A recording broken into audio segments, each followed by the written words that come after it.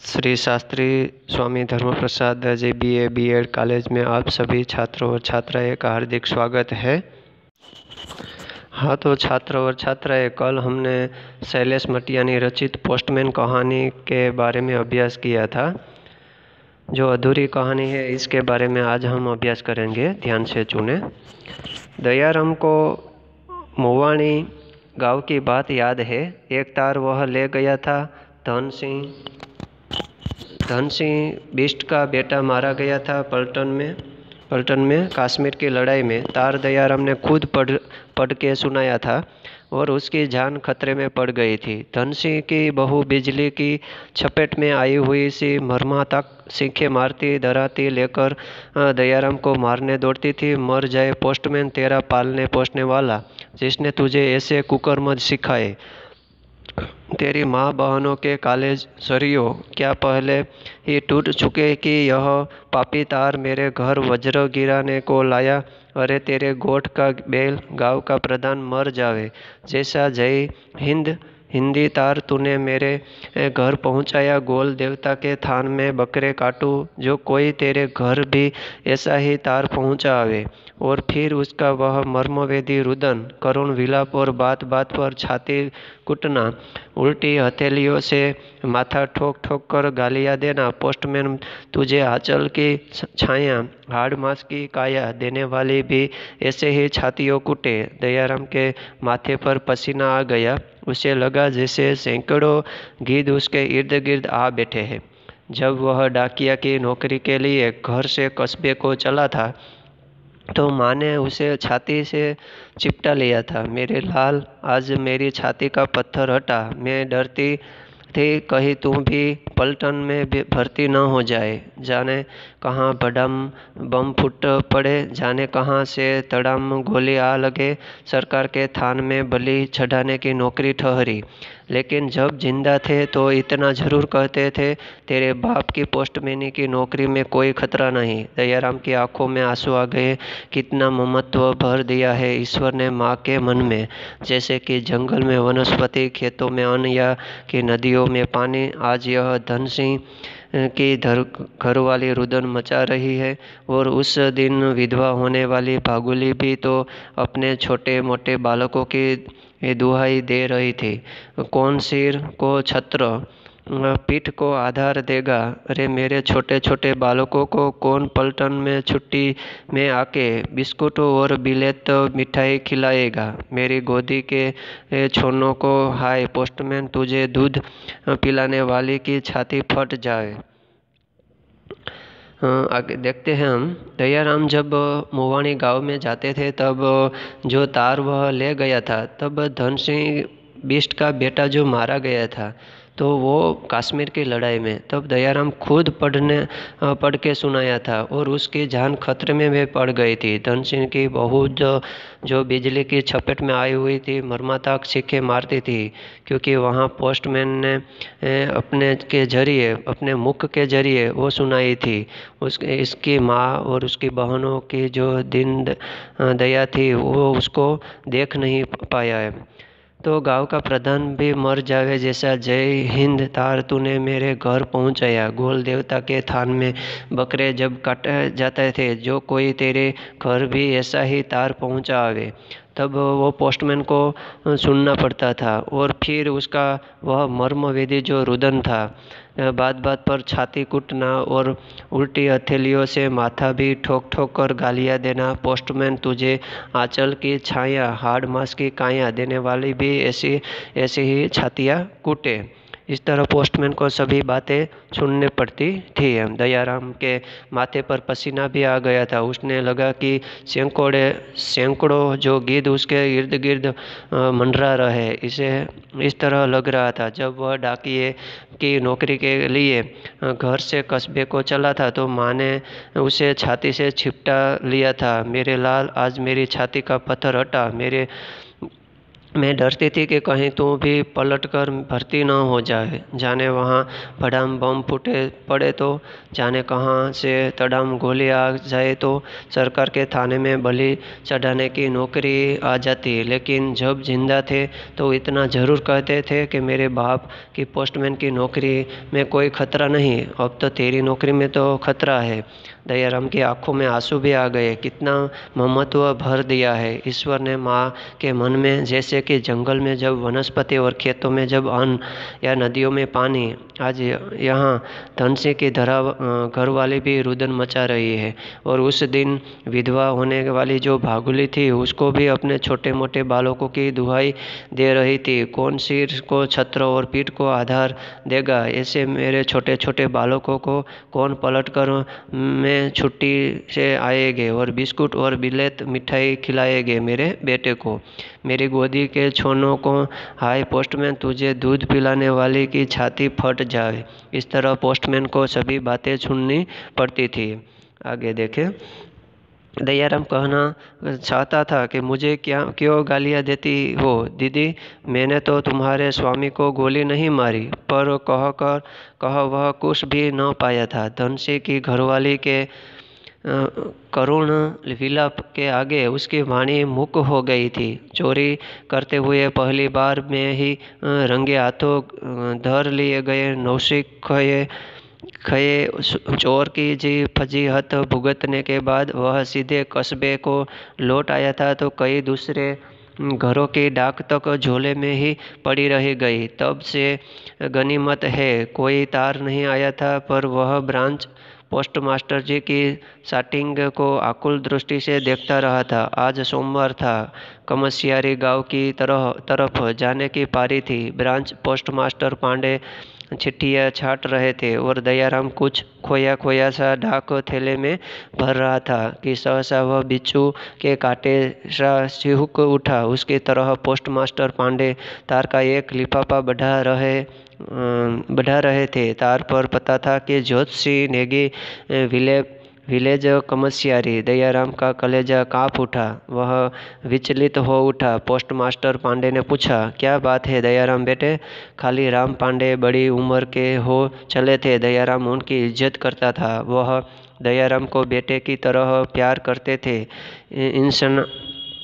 स्नानम ध्यानम पुंडरीकाक्षा सर्व पाप हरो हरे वाले पंडित हुए एक उजलापन था उनके व्यक्तित्व में। दयाराम अपनी हड़बड़ी को ढांपता थोड़ा चतुराई से बोला, कुछ नहीं पांडे काका जी, कल से कुछ तन ठीक नहीं सा मालूम पड़ रहा। रात झिमझिम पानी बरसा, लगता मेरे को कुछ जुकाम हो गया। वह कोशिश करके अपनी नाक सिनकने लगा। तो मत जा आज ड्यूटी पर। कमसियारी की तरफ तो बड़ी तेज ठंडी हवा बहती है, कहीं निमोनिया न हो जाए। रात क्या खुले, मैं सो गया। पांडे बोले, कंकाजी खुले, मैं तो नहीं सोया, मगर खिड़की दरवाजे साले खुले रह गए। कुछ छणक मणक जैसी शरीर में कुछ एक दिन पहले से ही रही। जाने की हिम्मत इसलिए भी नहीं पड़ रही थी कि कमसियारी वजियाणी का इलाका ठहरा।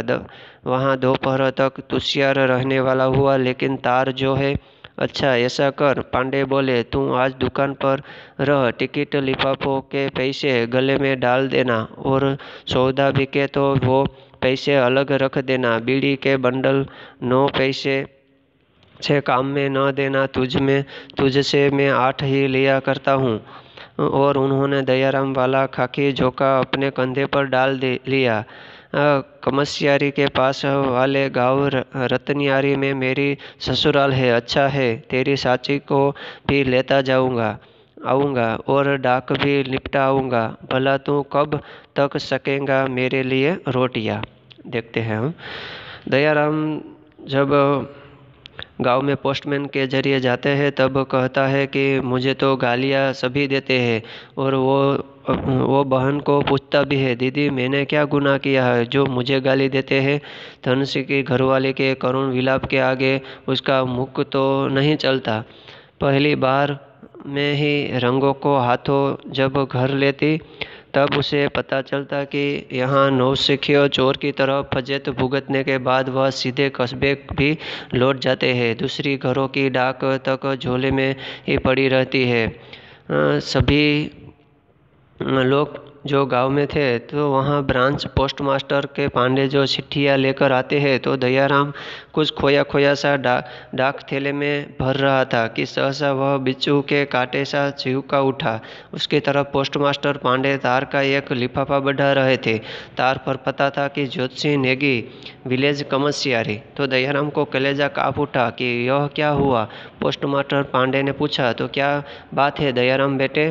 तो उन्होंने बताया कि यहाँ दयाराम बेटे की तरह प्यार करते थे और वहाँ एक व्यक्ति इस नाम ध्यान कर रहा था कि पुंडरीकाक्षा सर्व पाप हरो हरे, कि मेरा जो है भगवान, मैं जो पाप करता हूँ वो भगवान मुझे माफ़ करना। इस तरह पंडित की माफक वो ध्यान धरते हैं। दयाराम अपनी हड़बड़ी को ढांकता थोड़ा चतुराई से बोला कि कुछ नहीं पांडे काका जी, कल से कुछ न ठीक था कि मालूम पड़ रहा कि झिम झिम पानी की तरह, वर्षा की तरह लगता है मुझे। मेरे कुछ जुकाम भी हो गई है, मैं बीमार पड़ गया हूँ, कोशिश करने अपने नाक सिनकने लगा है।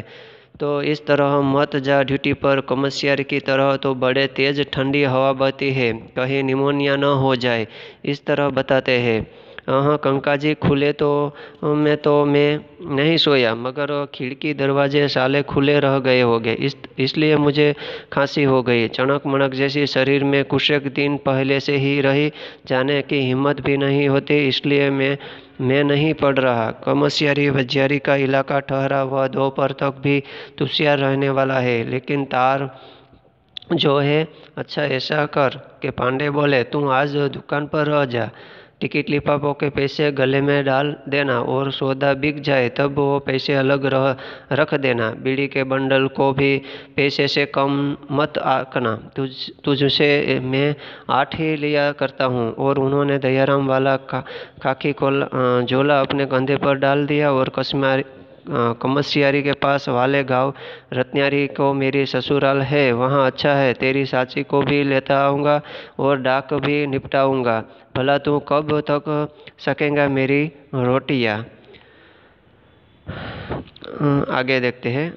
अपनी दुकान में ही ख्याली राम ब्रांच पोस्ट ऑफिस भी चलाते थे। वर्षों से पोस्टमास्टरी और खींची मिर्ची की दुकानदारी करते करते पांडे जी के लिए इन दोनों कामों में कोई खास फर्क नहीं रह गया था। दयाराम को याद आया कि परसों जब तक जसोद प्रधान के घर चिट्ठी पढ़ रहा था, प्रधान की बहू बेर बेर कनखियों से हेर रही थी। कितना कौतूहल था उसकी आंखों में, कैसा छोह चलक रहा था, कितना दूध चक्कर डाल लाई थी वह चाय में लियो पोस्टमैन से। दयाराम को लगा कोई हल्के से उसके कानों को कुरा गया। लियो पोस्टमैन से उसे बड़ी व्यथा हो आई और आज तार आया। कहीं लड़ाई में रतन सिंह नेगी और दयाराम की आंखों के सामने अंधेरा सा छा गया। धुंध की परतें जैसी बैठती गई पुतलियों में उसे लगा रतन सिंह की घरवाली ख्याली राम पोस्टमास्टर को दराती से चीरने विलाप करती हुई दौड़ रही है। जिसने तुझे बुढ़ावा को छाती का दूध पिलाया उसकी छाती फट जाए पोस्टमैन। जिसने दोपहर बीतने को आई तो न जाने क्यों दयाराम को लगा कि उसे चक्कर आ रहा है। वह जैसे किसी दुष्कल्पना के भंवर में पड़ गया हो। चारों ओर रतन सिंह की विधवा की गालियाँ तीर बिंधे पंछी की तरह फड़फड़ा कर उसके कानों में गिरने लगी थी। मर जावे पालन वाला पोस्टमैन तेरा की गोल देवता करे, ऐसा ही तार कोई तेरे घर पर पहुंचा आवे जिनके तुझे आसल की छाया दी, उसके सिर का साया उठ जावे जिसने तेल लगाया, उसके घर दिया जलाने को नहीं रहे तेल, जिसने नोनी चुपड़ी उसकी गाय भैंसों को बांग उठा ले जाए, जिसने दयाराम सीखने को हो गया। उसे लगा जसोद प्रधान की विधवा बहू तार हाथ में लिए सिर के बाल फैलाए उल्टी हथेलियों से माथा ठोकती और छाती कुटती सीधे उसके घर आ रही है। गाँव उसकी माँ के पास। फिर उसे ख्याल आया कि तार लेकर तो पांडे जी गए हैं। थोड़ी राहत मिली उसे और वह गले की संदूक में कमर टिकाए लेट गया।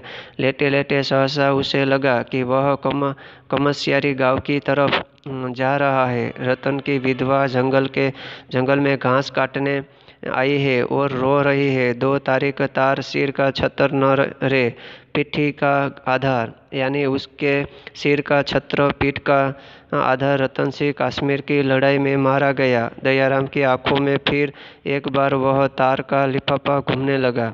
उसने कल्पना में देखा कि लिफाफे के एक कोने में से लिखा है कि तार मिले कमस्यारी गांव के प्रधान श्री परम पूज्य ज्योत सिंह नेगी जी को भेजने वाला उनका बेटा रतन सिंह नेगी थीरी थीरी, जो कि लाम में फौद हुआ। ये देखते हैं कि दयाराम को याद आया कि परसों जब एक उससे जोशत प्रधान के घर चिट्ठी आई थी, तब प्रधान ने उसकी बहू बेर बेर कनखियों से हेर रही थी। तब उसको कौतूहल हुआ आँखों में देखने के लिए और जांचने के लिए कि क्या हुआ। कितना दूध शक्कर डाल लाई थी वह छाई में। लियो पोस्टमैन को दे रही थी। दयाराम को लगा कि कोई हल्के से उसके कानों में कोई बोल रहा है कि लियो पोस्टमैन साहब। उसकी बड़ी व्यथा हो गई जानने के लिए। और आज तार आया तो वहाँ लड़ाई में रतन सिंह नेगी मर तो नहीं गया ना, ऐसा मालूम हुआ। दयाराम की आंखों के सामने अंधेरा सा छा गया कि धुंध की परतें जैसी बैठती हुई पुतलियों में। उसे लगा कि रतन सिंह की घरवाली ख्याली राम पोस्टमास्टर को दराती से सिरने वाली विलाप करती हुई दौड़ रही है, यानो कि वह पोस्टमैन के सामने आ रही हो। और उसको वो भी याद आता है कि जिसने तुझ बुढ़ावा को छाती का दूध पिलाया है उसकी छाती फट जाए पोस्टमैन। जिसने दोपहर बीतने को आई तो न जाने क्या। दयाराम को लगा कि उसे चक्कर आ रहा है कि वह जैसे किसी दुष्कल्पना में भंवर में पड़ गया कि चारों ओर रतन सिंह की विधवा की गालियाँ उसके कानों में गूंज रही है। फड़फड़ाहट उसके कानों में गिरने लगी कि मर जावे पालने वाला पोस्टमैन, तेरा की गोल देवता करे ऐसा ही तार कोई तेरे घर पहुँचावे जिसने तुझ पर आंचल की साया दी। इस तरह पोस्टमैन के कानों में गूंज रहा है कि उसके सिर का साया उठ जावे जिसने तेल लगाया उसके घर दिया जलाने को नहीं रहे तेल। जिसने नौनी चुपड़ी ही उसकी गाय भैंसों को बाघ उठा ले जाए, इसी तरह तुझे भी उठा ले जाए। इस तरह पोस्टमैन के कानों में गूंजता है। लेटते लेटते सहसा उसे लगा कि कश्मीरी गांव की तरफ जा रहा है। रतन की विधवा जंगल में घास काटने आ गई है और रो रही है कि 2 तारीख तार सिर का छत्र न रहे पीठी का आधार, यानी उसको सिर का छत्र पीठ का आधार रतन सिंह कश्मीर की लड़ाई में मारा गया। तो दयाराम की आंखों में फिर भी एक बार वह तार का लिफाफा घूमने लगा कि उसने कल्पना में देखा कि लिफाफे के एक कोने में लिखा था कि तार मिले कमस्यारी गांव के प्रधान श्री परम पूज्य जतन सिंह नेगी जी भेजने वाला उनका बेटा रतन सिंह नेगी थीरी थीरी, जो कि लाम में फौद हुआ। आगे देखते हैं। विधवा जेतुली ने खुले बाल कंधों पर फैला लिए है और दयाराम का खाली झोला धराती से चीर डाला है और विकराल मुखाकृति बना चिल्ला रही है, इसलिए डाली थी पोस्टमैन तेरी चाय में 2 मुट्ठी चीनी की, तू मेरी जिंदगी में विष घोल जाएगा, इसलिए डाल दिया था। अपने बालक के हिस्से का दूध भी कि तू मेरे बालक के मुंह से बिलेती बिस्कुट छीन लेगा। मर जाए पोस्टमैन तू और तुझे जन्म देने वाले के घर पहुँचे सरकारी तार कल, इसलिए तूने बेचारे बुढ़े मास्टर को भेज दिया अपने हाथ का वज्र उसके हाथ में देकर। और दयाराम चीख उठा, पर दीदी मैंने तो नहीं मारी तुम्हारे रतन सिंह को गोली, मुझ गरीब को क्यों गालियाँ देती हो। नहीं करूँगा आज से सरकारी तार पहुँचाने की नौकरी। बुखार ज़्यादा चढ़ आया है क्या बेटे दयाराम? पोस्टमास्टर ने उसे झकझोरा, फिर उसकी नब्ज देखते हुए बोले, तकदीर का तो कुछ कच्चा ही निकल आया यार। दया बेटे, तार लेकर प्रधान ज्योत्सना सिंह नेगी के घर तेरी जगह पर मैं गया। अल्मोड़ा जो उनकी बेटी ब्याही है उसके लड़का हुआ है। बेचारों ने खूब आव भगत की, ऊपर से 8 आने दक्षिणा दी कि ब्राह्मण आदमी हो, खुशखबरी लाए हो। ऐसी बढ़िया खीर खिलाई, पूर्ण तृप्ति हो गई। एक वक्त का सीता भी रख दिया। दयाराम अपार विस्मय और मध्यम किसी खुशी के साथ पांडे जी को देखता रहा। चवन्नी जेब से निकाल कर उसे देते हुए पांडे जी बोले। चलने लगा था कि प्रधान की बहू प्रधान ने बोली, 4 आने दक्षिणा छोटे पोस्टमैन के लिए भी भेज दीजिए। हाँ रे, बड़ी लक्ष्मी बेटी है। चाय में भी इतनी चक्कर घोली। दयाराम ने पांडे जी के चरण छू लिए, जैसे कि कोई प्रेत बाधा छूट गई हो। पांडे जी आराम से पाँव पसारते बोले, लेकिन यार पुत्र, खीर के अफारे में पनियारी, अपने ससुराल की चढ़ाई चढ़ने की ऊर्जा नहीं रही। फिर वहाँ कमसियारी में बजियाणी जंगल की फर हवा आ रही, सिर में टोप जैसी पड़ गई। अब तेरी चाची जी को किसी अगली ट्रिप में लाना पड़ेगा, अर्थात आज शाम के भोजन की तैयारी भी तुझे ही करनी। देखते हैं कि विधवा जेतुली ने खुले बाल कंधों पर फैला दिए हैं और दयाराम का खाली झोंका धराते हुए चीर डाला है और विकराल मूर्खारूति बनाकर चिल्ला रही है कि इसलिए डाली थी पोस्टमैन तेरी छाई में 2 मुट्ठी चीनी की तू मेरी जिंदगी में विष घोलाए जाएगा। इस तरह पोस्टमैन को गालियाँ भी देती है। अपने बालक के हिस्से को दूध भी कि तू मेरे बालकों के मुंह से बिलोती बिस्कुट भी छीन लिया तूने। मर जाए पोस्टमैन तू और तुझे जन्म देने वाले के घर सभी सरकारी तार। कल इसलिए तूने बेचारे बूढ़े मास्टर को भी भेज दिया, अपने हाथ का वज्र उसके हाथ में देकर। और दयाराम सीख उठा, पर दीदी मैंने तो कोई भूल नहीं कही। तुम्हारे रतन सिंह को बोली, तू मुझ गरीब को क्या गालियाँ देती हो। नहीं करूँगा आज से यह सरकारी में नौकरी, पहुँचाने की नौकरी। बुखार ज़्यादा चढ़ गया है क्या बेटे दयाराम? क्योंकि दयाराम को गालियाँ सुनाई देती है। पोस्टमास्टर ने उसे झकझोर, फिर उसकी नब्ज देखते हुए बोले, तकदीर का तू कुछ कच्चा ही निकल आया है या दया बेटे, तार लेकर प्रधान ज्योत्सना नेगी के घर तेरी जगह पर मैं गया। अल्मोड़ा जो उनकी बेटी ब्याही है उसके लड़का हुआ है। बेचारों ने खूब आवभगत की, ऊपर से 8 की दक्षिणा भी दी। ब्राह्मण आदमी हो, खुशखबरी तो लाए हो। ऐसी बढ़िया खीर भी खिलाई, पूर्ण तृप्ति भी हो गई। एक वक्त का सीता भी रख दिया। दयाराम अपार विस्मय और मध्यम होकर खुशी होकर पांडे जी को देखता ही रह गया और चवन्नी जेब से निकालकर उसे देते हुए पांडे जी बोले। चलने लगा था इस प्रधान की बहू प्रधान था। 4 आने दक्षिणा छोटे पोस्टमैन के जरिए दे दी और वहाँ से बड़ी लक्ष्मी भी की बेटी भी मिली। छाई में भी इतनी चक्कर घोली कि दयाराम ने पांडे जी की चरण छू ली, जैसे ही कोई प्रेत बाधा छूट गई हो। इस तरह पांडे जी आराम से पाँव पसारते बोले, लेकिन यार पुत्र, खीर के अफारे में पनियारी, अपने ससुराल की चढ़ाई चढ़ने ऊर्जा नहीं रही।